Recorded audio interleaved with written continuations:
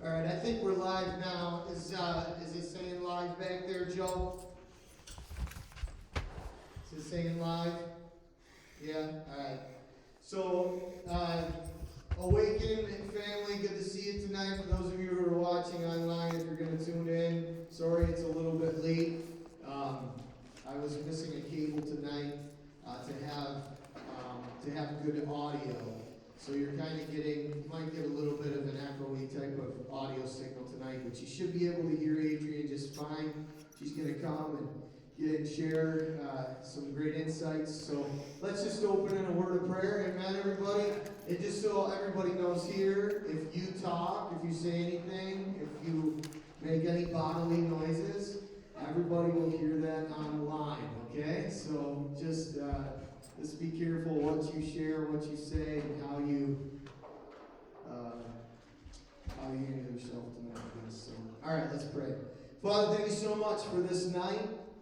Thank you for this time that we have together to just glean some wisdom and some insight from our sister. We are so thankful, God, that what you've put in her is powerful and from you, and we believe that you're taking us into a new season, into a new place, into a new purpose.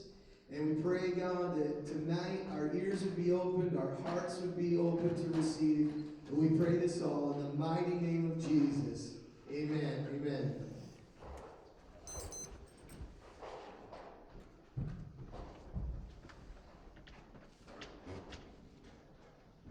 How y'all doing?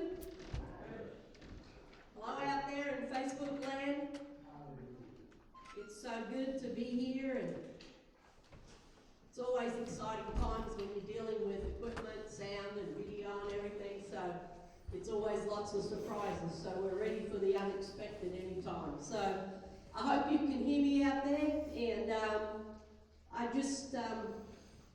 I love the whole thought of personal development, and I love the idea that the truth that really our potential, remember, our potential is in us.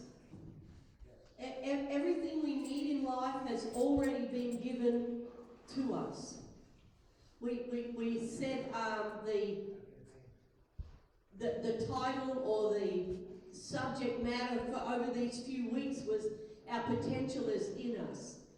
See, so often we're looking for things to be added to us, but when God actually wants to burst something from within us, something He's already put in us, He wants to breathe on our life. And so our two major responsibilities in life are to develop ourselves personally, and to develop the gifts and talents that God has given us.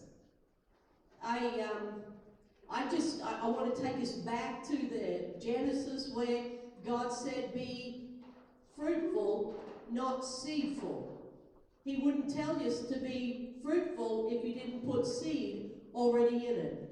He told them to go in Genesis 1:26. He told them to go and take dominion and multiply. That means He already put within them the ability to take dominion, have dominion, and multiply. And then it said He blessed them. It means He called forth everything He put in them. So we're not waiting for God, for anybody to add something new. We're waiting to develop and bring to birth what's already being put in us. And I want to tell you, there's great stuff in you, because who can imagine that God doesn't make anything that's not great, that's not profound, that's not amazing? Last few weeks we've been talking about what? The law of intentionality, the law of being intentional. Remember, when I talk about law, I'm not talking about religious bondage. I'm not talking about putting everyone under the law. I'm talking about a principle, a thought, a way that works all the time in everything. Like the law of gravity operates, you jump out of an aeroplane, you need a parachute. Why? It's the law of gravity. When you get up too high, even a parachute won't help you, you'll get splashed, it's too high. It's the law of gravity and how it works. You get into space and you float around. So these laws here actually work. Being intentional works. Remember, we said that everybody, or most people live their life, they don't lead their life. I get up and I decide, I wonder what my day is going to be like, or I can determine my day. I can determine, I may have some rough spots in my day, but I can determine that it's not going to get me down. I can determine I'm going to not lose my peace or my joy through it. I can determine from the very outset what sort of attitude and what sort of state of mind I am going to do, I'm going to have in the day. Otherwise, we become like this emotional storm and we're up and down, we're everywhere. But I don't live my life, I lead my life. That's intentionality. That's doing life on purpose. The second law that is just as important as being intentional. Who knows intentional is important, because if you don't start something, you're not going to finish it, ever. So, I mean, that's just is a no-brainer. But the next one, the law of consistency. The law of consistency is paramount to a successful life. It's not only important, it's pretty much everything. The law of consistency, after being intentional about life, this comes in at the next close second. After being intentional, we learn in consistency that motivation gets us going, but discipline, consistency, keeps us growing. Motivation can get us moving, but discipline, which is consistency, keeps us growing. It's interesting, you know, when we first get an idea and we're first going to do something, we're so excited about it, you know, a plan, or we're going to learn, we're going to change some things, we're going to grow, and we've made a decision to be intentional about growth. We've made some decisions on what I want to grow, what area of my life I want to see improved on, expanded and grown. And then the first day, it's so exciting. We can almost taste the fruit of what that's going to bring. We're already spending the money of the extra finances that we'll have. We're already spending our time. If we're studying time management, finance management, if we're studying attitude and character, different areas of our emotions, already we can taste that victory because everything is new, it's exciting. But when you get up the next day, guess what? Life happens. Life is there, and it's just not so exciting anymore. I mean, it felt good. It felt good when I decided that I was going to do a growth plan. It felt great when I was decided that I'm going to maybe take a course in financial management, or I'm going to take a course in relationships, or I'm going to build on some things. Everything is so, I call everything so warm and fuzzy and feel good initially. It's a little bit like marriage, they say. You know, after a little while the honeymoon's over and you've got to learn to live together.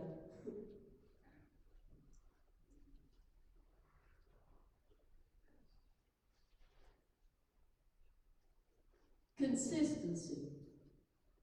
You can say it in 3 minutes what consistency is, and we can say, well, I got that, but I want to talk about it for about an hour, because we need to bring it home. I wanted to read you something. I'm just looking for it now. I always love Pastor Todd's worship, so I sort of come ready to get in the middle of that, and so I missed that this week. It's consistency takes me forward when I don't feel good about anything anymore. Consistency keeps me on track. Who knows, you don't always feel good about everything you have to do. Not every vegetable that's good for you tastes good, but we need to eat it anyway. When we get up the next day and we want to develop consistency, I was amazed how much I lived and still do sometimes at the mercy of the urgent. When we can't sit down, we go to sit down and we're so distracted, And when we're building consistency, when we're not feeling really excited about what we got in front of us, when the novelty's worn off and now I've got to get in to do the hard yards, it's like I almost want to be distracted. It's like, oh my gosh, somebody posted on Facebook, I wonder what they said. Oh, so-and-so just texted me, so-and-so just called me. And all these things, because they're easier, we're like, well, and we excuse ourselves. Who knows we excuse ourselves? We don't need anyone to make excuses for us because most of the time we excuse ourselves. Well, I just got busy, other things came up and I couldn't do it. Well, this is when we have to realize what's going to take me into my future, what is going to cause me to grow, what is going to bring fruit. Is it following social media? Is it being at the mercy of everybody else's urgent? Or is it leading my life and my time? Consistency. When I first started building a church, the pastors that actually sent us over from Australia came to visit a couple of years down the track, and he was sitting in our living room. We were talking, and my phone kept ringing, so I'd answer it, and then a text would come in, and I'd be like, "Oh, I wonder what that is," And so after about 4 phone calls and interruptions, if you knew this pastor, you would very much believe this. He's straight up. He said, "Listen to me." He said, "We just paid thousands of dollars. We just came thousands of miles as a friend, but also to speak into your life and speak into the church. You need to honor our time." I was like, whoa. And he said, "Why do you insist on taking every phone call?" I said, "Well, somebody might need me. I was a pastor now, and the whole world needs me. Somebody might need me. It might be important. Somebody might need prayer, and they want prayer now for a condition they've had 30 years when another day is not going to hurt. Just hang around it for another little while. Or a couple of hours or something." But I was always afraid that I might miss something. I might, and so I became at the mercy, I was living at the mercy of everybody else's urgent. And he said to me then, he said, "You will never grow yourself. And you will never grow a church or a business if you live at the mercy of everybody else's urgent."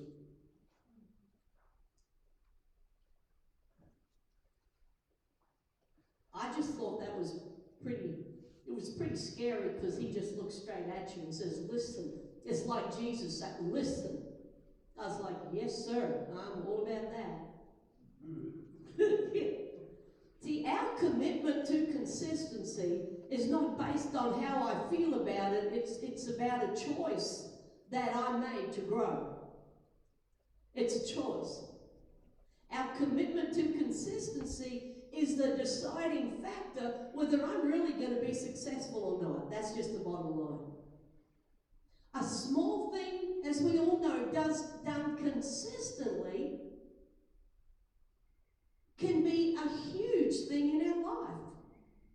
Even Ecclesiastes and Song of Solomon, God talks about small in the Bible. He talks about the power of small. And he also says the beginning of a thing is better is harder than he says the end of a thing is better than the beginning. Small things have power. Small choices to be consistent, to read or to do something even for a small amount of time. Small victories, small things done consistently lead to big victories and big changes in our life.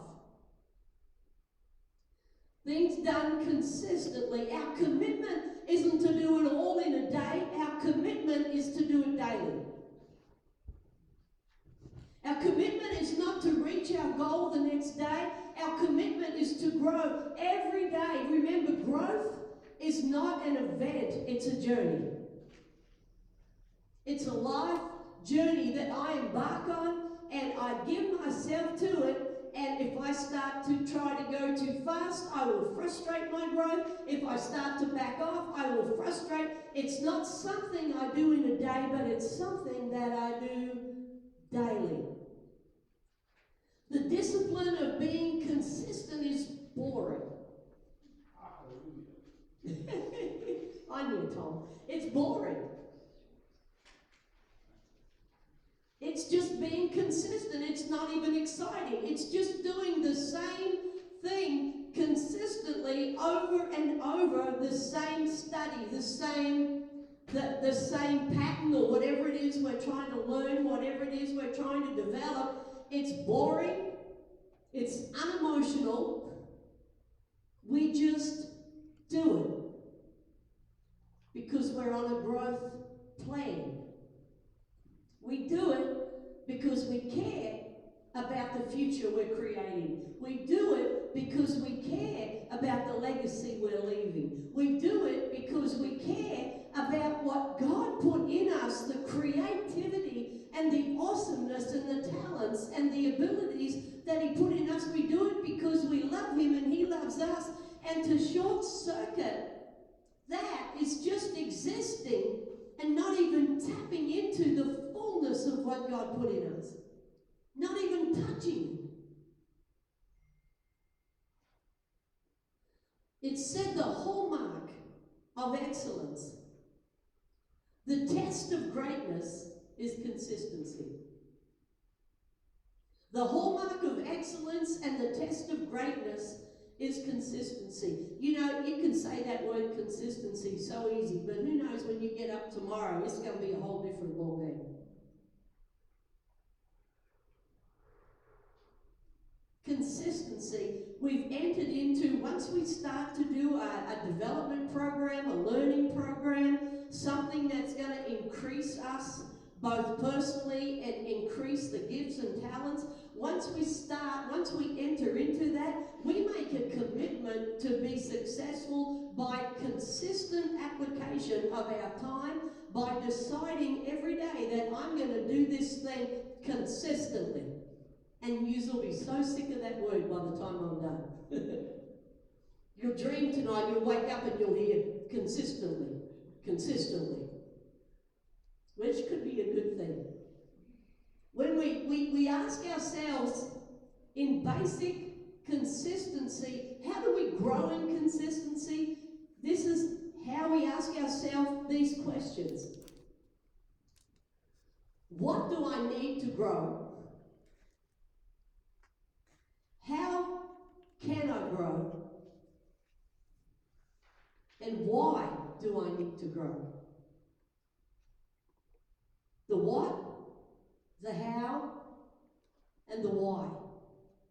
The why needs to be a strong why because it's fundamental to us doing the what and the how. Because the what and the how, especially the how, gets hard sometimes, but when the why is strong, why I want to do this, why I want to grow, what do I hope to achieve? When my why is strong, I can focus on a what and be consistent in the how. What do I need to improve? We've been talking about everything from relationships to families to business to finance to time management. Only you and I know what we really need to work on. But we need to be honest and transparent with ourselves. We're all on a growth journey. And some people's journey you might need to grow in an area, and someone else needs to grow in another area. That's why it's personal growth. It's said to go to bed with satisfaction at night. We need to wake up with determination in the morning. To go to bed with satisfaction at night, we need to wake up with determination in the morning, but we need to know where to put that determination. If I said, what areas do we want to change? Some of us would be like, oh gosh, all of them? Everything? God, how about you change everything? Everything is not an answer. You can't do everything, but you can work on one thing. You can't work on everything. When I first started John Maxwell, they told us to hone in on a specific part of the gifting, either speaking or coaching or business, entrepreneur, and different things. And I was like everybody else. I wanted to do everything. And then Paul Martinelli said, saying you want to do everything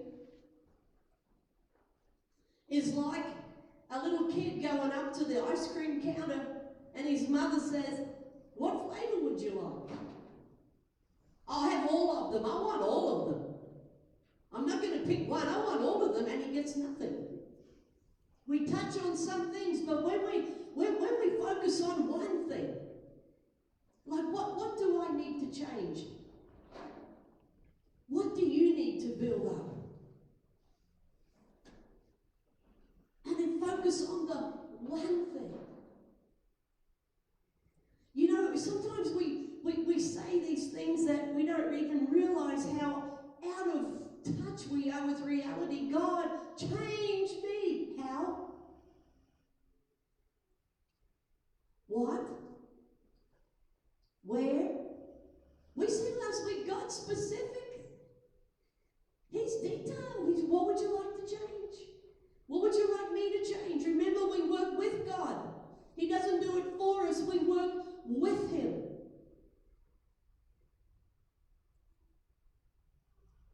You can't do everything, but we can do one thing.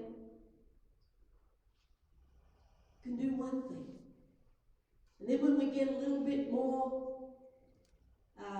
into the swing of things, maybe we'll pick up two things. But start with one thing. And while I'm talking about the what, start thinking about what you're going to start on. Start thinking in your mind, what am I going to start on? Is it time management? Is it finances? Do I need to speak to someone about finances and tell me how to get ahead? Sometimes the worst thing you can do is keep feeding someone who's terrible with their money. We need to teach people how to fish and give them a meal while they're learning. But it might be relationships, it might be your children, it might be our home, it might be something, it might be more personal, it might be my attitudes, it might be I have issues with anger, and it might be something in my character that I need to stop and focus on and build. Personal growth is exactly what it is. It's growing me personally, growing the person of me.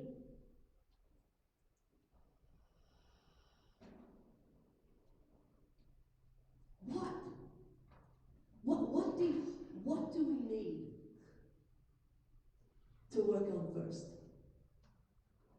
Who's thinking of something right now? Anybody? Anybody playing here? Okay, we've got one or two. For the rest of you who aren't, you need to think of something. Or go home and make it a point to sit quietly Turn off the TV. Now, there's a thought.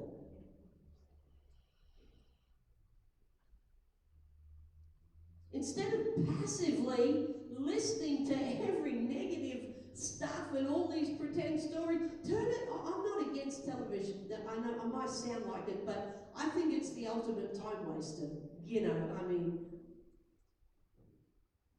But then again, I think eating and sleeping are too. It'd be great if we didn't have to eat or sleep. Can you imagine what we could get done? We'd still probably run out of time, but anyway.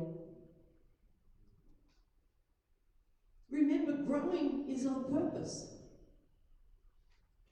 Give yourself a little bit of quiet time where no one can talk to you, and you can be transparent with yourself and your life and your desires.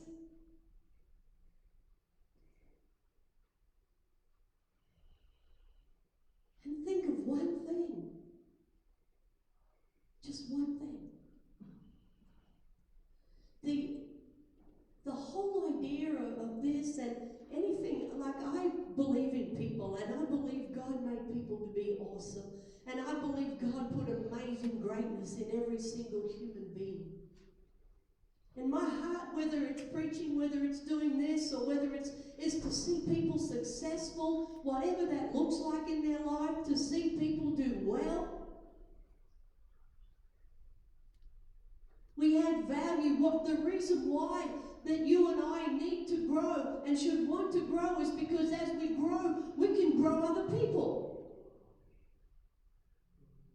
There's something I love that John Maxwell says. He said, I'm not a hotshot, I'm not a movie star. He said, I just believe in people and the potential in people, and my whole mission in life is to add value to people. See, the success of your day is not so much what you've received. Your success is what you've given. And if we start to grow personally, we are better positioned to add value to others. What I grow in, I can add to others. But if I don't have it, I can't add it. Right at the beginning, God spoke to our father Abraham, and he said what? He said, I'm going to bless you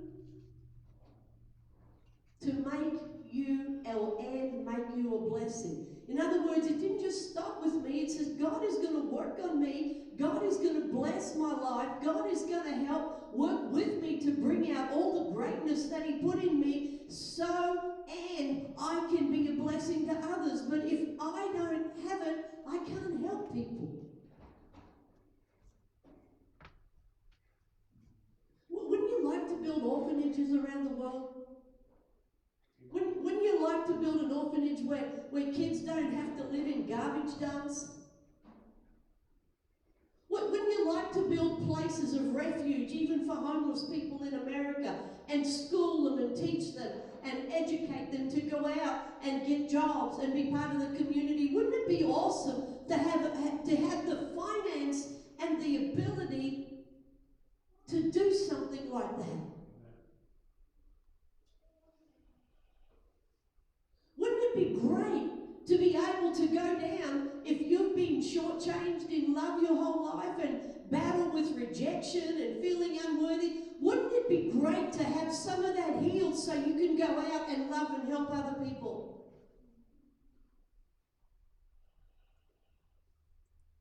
I believe God made us. We were created that the greatest feeling we have, the most feeling full of joy, is when we do for someone else.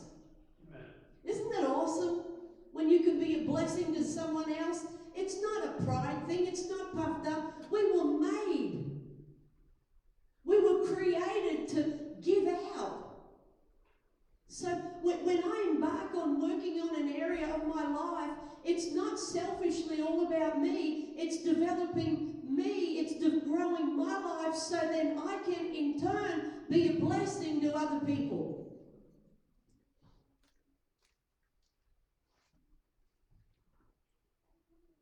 The what do I need to improve?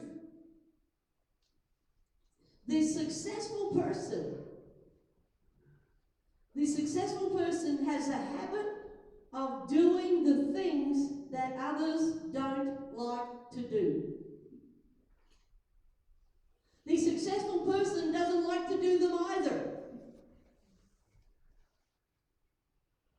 But their dislike for the tasks bows to the strength of their purpose.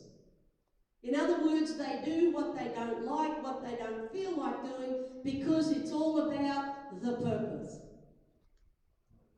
See, the strength is your purpose, and the task is to apply myself, whether I feel like it or not. Remember, they compartmentalized all our life. It's not just my whole life. My life is made up of so many divisions, and I keep going back to this. But this is how we hone in on what we want to first and foremost start to work on. Again, relationships. Again, time management.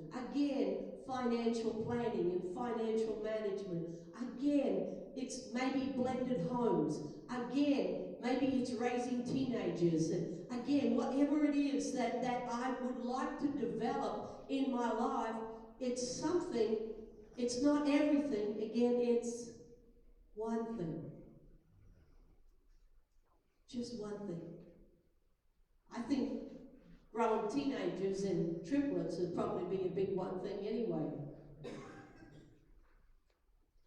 Is the what. Now, I'm not saying if you need help, if you want to grow it.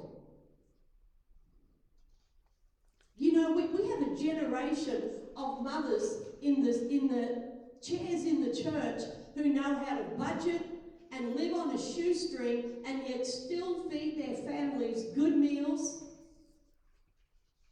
We need to be picking their brains. We need to be saying, can you help me?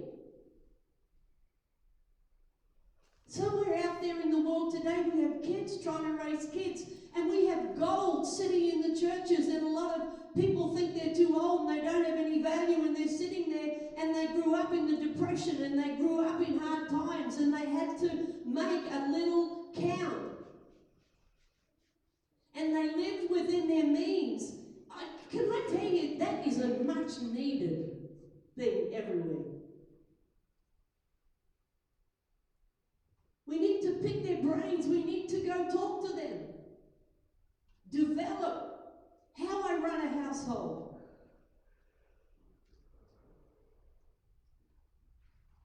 What do I need to improve? How I'm going to improve. Most people need knowledge. They need experience. And they need coaching. They need material. Remember we said, you know what, I would like, if we could, maybe if it was okay with Pastor Todd and the leaders, but to put a little box up here somewhere for people on Wednesday nights to say, I would like some information on this subject. You know, it might be relationships, it might be families. Like, can I get a study on financial planning, on budgeting? Can I get a study on how to do a blended home? Do I need material so I can learn? And if you put that up there, we will get you resource. Is that all right? We will get you the resource you need, or we will tell you the people that you can listen to, but we can help resource growth and change. Or advise you if you'd like to.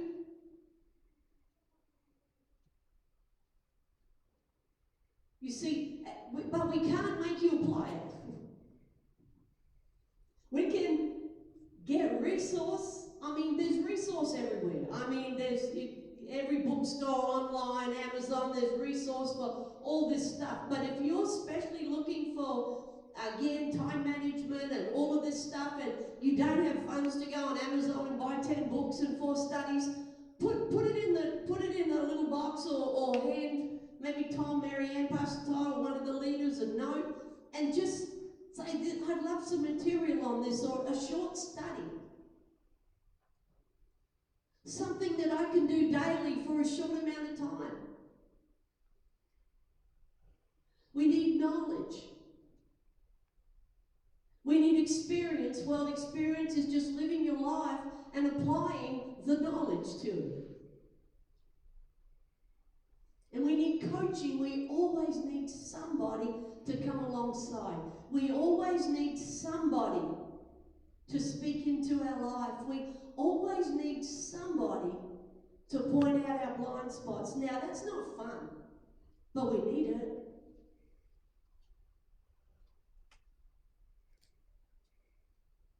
We need coaching, we need knowledge, and we need experience. It's funny how a lot of people don't like coaching and stuff, but I want to tell you, we need it. There's no such thing as a self-made person. Ever.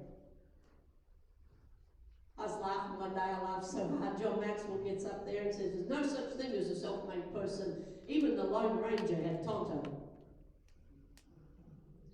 Oh my gosh, I thought, well, that says it. Yeah. We never grow alone, we grow with each other. And with mentors and coaching. Depending on our personality, different things help us live a life of consistency, help us be motivated. This is part of the how. See, not the same thing motivates you and I. Different things motivate us to success, different mindsets. We call it personality profiles, but I love them. It's not our spirit, it's our personality. And different personalities are driven by different things. One personality is driven by a love for detail, whereas another personality, oh my gosh, I couldn't stand it. They're driven by something else. They're driven by the competition of success. We've got to tap into what motivates us and helps us get about doing daily tasks. What are we going to love? You can have people look at the same program and a different area, a different thing in that program can stimulate every single one of them to reach the same goal, the same purpose, but they're all driven by something different in the program. And the personality profile is a huge subject, but I want to skim across the top of, say, 4 basic personality types, and what drives them, what motivates them, what do they love about it? And I've got my notes. There we go. The first one. There are many different personality profiles. I can remember some people are against it. It's not the spirit world. It's not Jesus. It's learning how to communicate and fit and relate to each other and realize we all receive differently, we all react differently, we all communicate differently, and we all respond in a different way to different things. And we could say the most common of the personality things, we did this with our youth once, and we just had a blast. And I remember one of the youth, she's a pretty straight up girl, and she expected. She was like, just do it, do. She was just driven like that. She was a choleric, but she was driven. And then when they realized that everybody does stuff differently, it's like, oh my gosh, maybe they really do like me. I just misunderstood them. The different things attract us and motivate us to these programs. So don't think because somebody says, well, this is going to be great, you've got to find your spot. You've got to find your lane in what is going to draw you and motivate you. If you're, say, number 1 is a phlegmatic. A phlegmatic personality is easygoing, Very likable. Everybody likes a flag. My son is nearly 100% phlegmatic. It's like they don't ruffle too much. Phlegmatic is like this even keel. Their weakness sometimes is a lack of, they call it inertia, is a lack of motivation, is a lack of, let's go do this.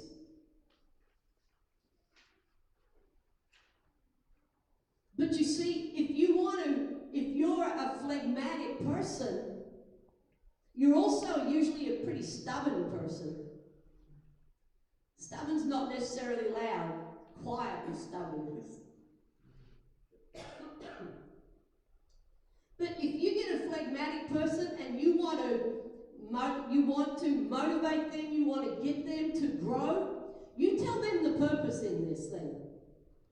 They're not just going to meander through it, but when you get this quiet, easygoing temperament mobilized to purpose, you tell them they're not just doing it for the sake of doing it. If you show them the purpose in this, they'll go after it at 100 miles an hour. That will motivate them, that will stimulate them, give them a purpose they're doing. Their stubbornness will begin to take shape and drive them forward. That's what will motivate them. And then we have the choleric. The choleric is a take charge person. The choleric makes decisions easily and quickly. The choleric, their weakness is they got to be in charge. They don't like not being in charge. Cholerics like to call the shots.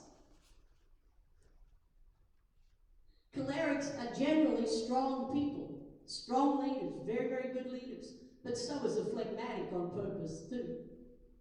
But a choleric has this almost inherent ability to get up and go. But without God controlling the temperament, a choleric will run all over everybody to get to where they need to go. A choleric is not like the phlegmatic in their application, in the way they're encouraged, the way they commit to something. A strong phlegmatic person, you've got to learn, they've got to play out in a team before you can ever give them leadership. But cholerics like to be in charge. They're motivated by leading themselves. They're motivated by, I'm in charge of me, I can do it. You tell a choleric, you're in charge of you, they're like, yes, sir. A choleric responds to that, they're a little competitive, a lot competitive. A choleric is just all about it. I can do that in 20 minutes today. I'm in competition with myself. I'm driving myself. I choose. And a choleric will go after that. 20 minutes today, 10 minutes tomorrow. That's this choleric thing. It's strong. When you tell a choleric you're in charge of the choices you make, they're like, I'm all about that, I can do that. If you tell a phlegmatic that on the wrong day, they're like, really, do I have to?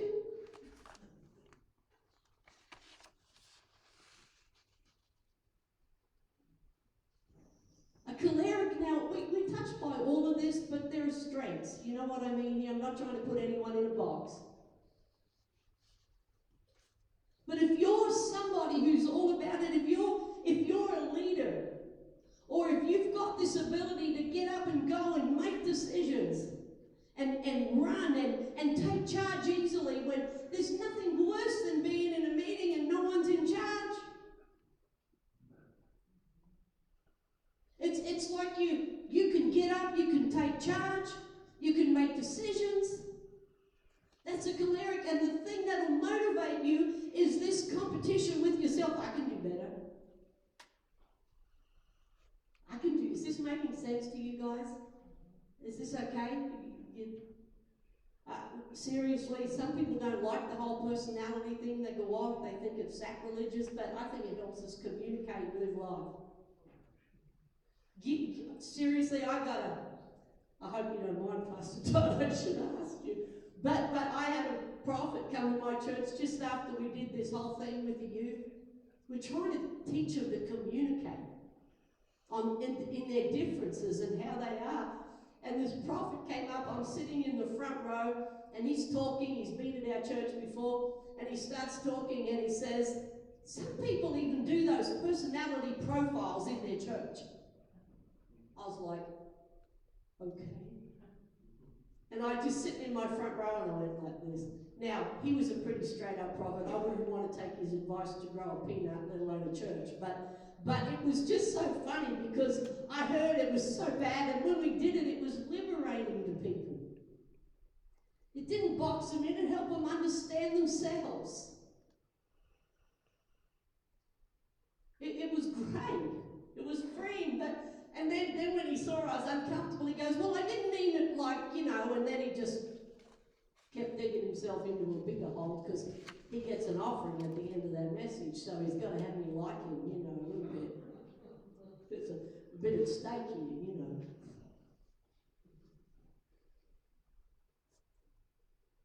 You've got to know yourself to lead yourself. Know how you operate. Know what motivates you. The next one, there's 4. The next one is called a sanguine, which is a total bookend opposite to choleric. A sanguine person is outgoing and fun-loving and everything's a game. A sanguine is a person who'll go up and talk to everybody at the party, and doesn't matter if they know them or not, they get in there's just the life of the party, and when they leave, they've forgotten your name. That's a sanguine. It's all about having fun. It's all about being out there and laughing and smiling. We need sanguines. They just go. I mean, goodness me, but don't expect them to get deep. Don't expect them to remember your name. But they bring a joy. They bring a phenomenal addition. There's a lot more in these things than what I'm telling you now. But this sanguine, how do you motivate a sanguine? You're not going to tell a sanguine where you're going to make decisions quickly and lead and tell a sanguine to be stubborn, but you're going to tell a sanguine, make a game out of it. Give yourself little rewards for all your progress. Make it joyful. Make it like, hey, this is fun. This is fun. It's like the little kid that goes to school and tries so hard, but then the teacher starts giving out the stars. Everybody likes to get those stars. They're like, oh my gosh, I got a star. I got a star. Then they try to get 2 stars. It's fun. So, the last one is one called melancholy. A melancholy, these are life's perfectionists.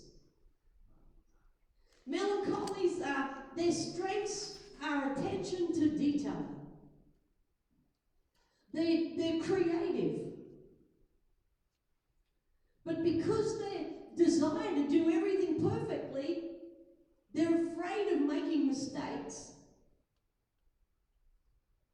And when we motivate a melancholy person, or if you're a little melancholy, most people have one major temperament and another that's a little smaller. But the melancholy, if you say, man, look at all those new details you can learn. Look at all those details that we can discover and learn. Look how you can be the master of this thing. And you tell a choleric, look at all those details, they're like, oh.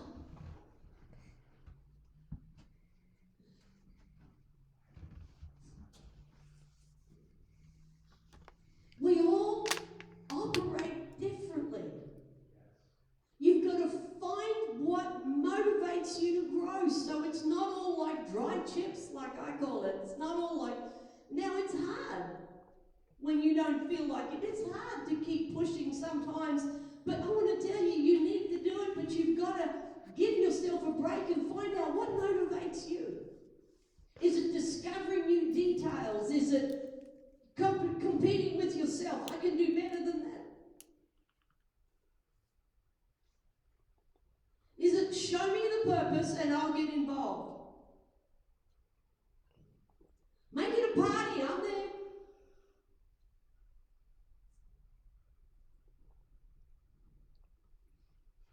Every personality type has its own strengths. And we tap into those strengths to motivate us, to help us along the way. This is how. The what and the how.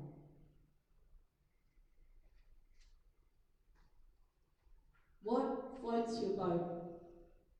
What gets you excited about learning something new and developing yourself? Find out what makes it easier for you. Is it a party or is it a continual race with yourself?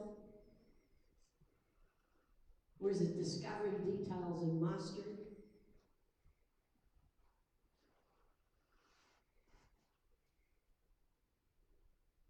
We're so excited about the purpose.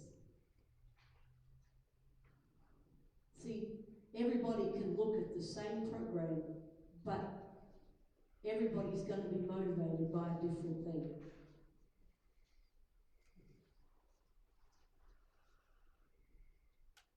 And then the why. The why is where I printed out on your notes, because we're just going to touch on this, because a lot of the why is a little bit about self-reflection, our whys. Why do we want to? And the how. The why is foundational to the what and the how. This will, you haven't got to tell everybody your answers, but these questions here, it says take the why test. And I'm going to tell you, the first time I ever took the why test, I was like, oh my gosh, I failed. I said yes to all of them. Now I'm getting better at it. Who knows we're on a journey? Who knows we're growing? But this is an honest assessment. These things speak volumes, not to how I think I am, not to how I want to be, but how I am right now. The why test is, do we constantly procrastinate on important tasks?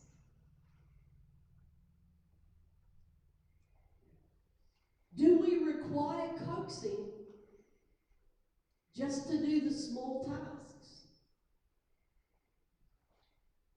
Do we perform duties just to get by? Do we constantly talk negative about work and life? Do efforts of friends to encourage us irritate us? Do we start projects and abandon them? I heard that, Mr. Tom. Do we start projects and then abandon them? Do we avoid self-improvement opportunities? If the answer to many of these is yes, then our why is not strong enough. You've got to work on your why. It's not strong enough to push you. It's not strong enough to implement change. It's not strong enough to drive change. Your why has got to be on, and it's got to be strong.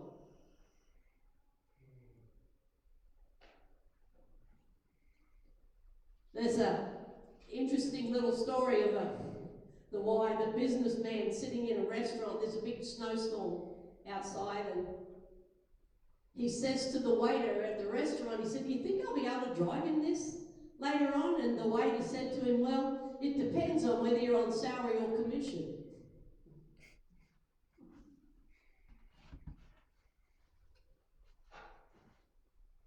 The why factor. Has quitting become a habit?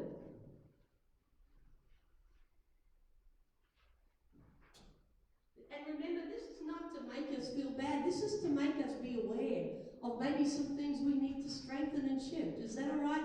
Because God, it's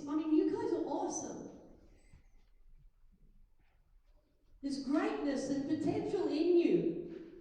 But remember, life must change daily.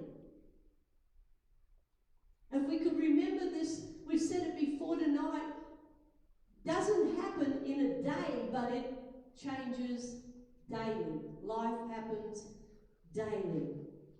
Even small victories done over time become great victories.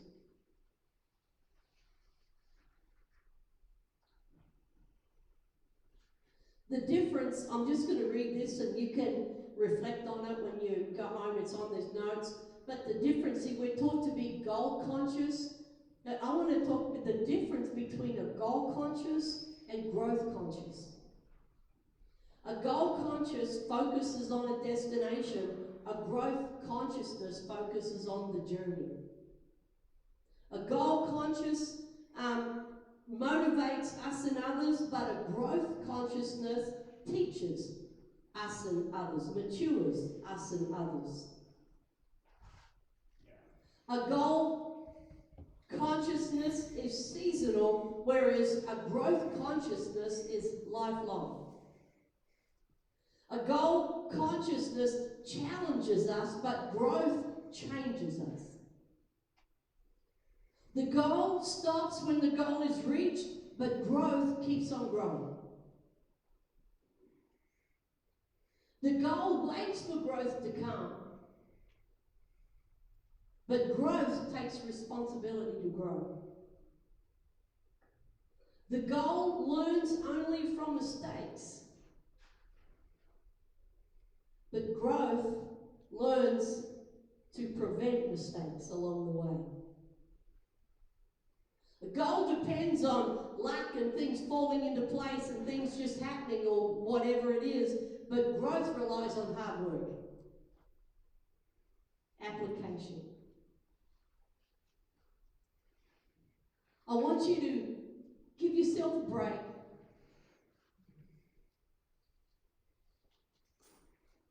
Don't ever walk away feeling like I should have succeeded by this. I'm 100-year-old and I should be further, should, and then all we do. Can I tell you, no one has ever been inspired to grow and change and keep passionate while they feel like a failure.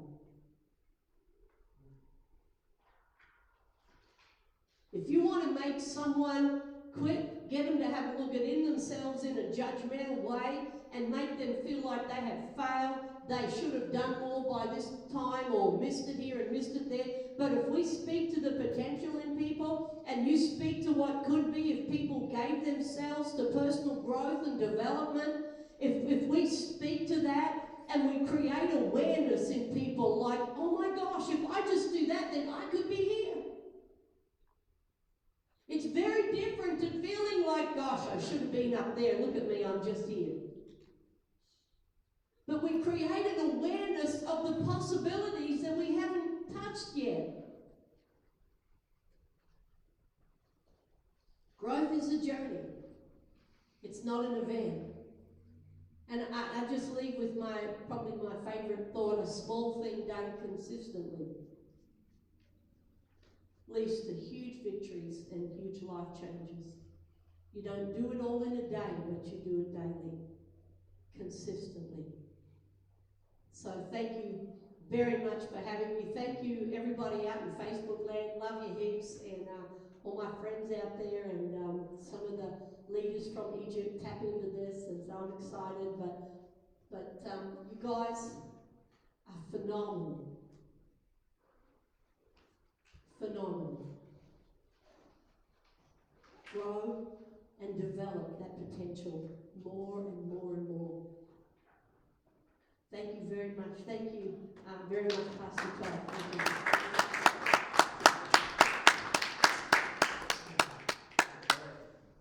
You can send that to YouTube, Joe. God bless all of you on Facebook. All right. So we're going to just close.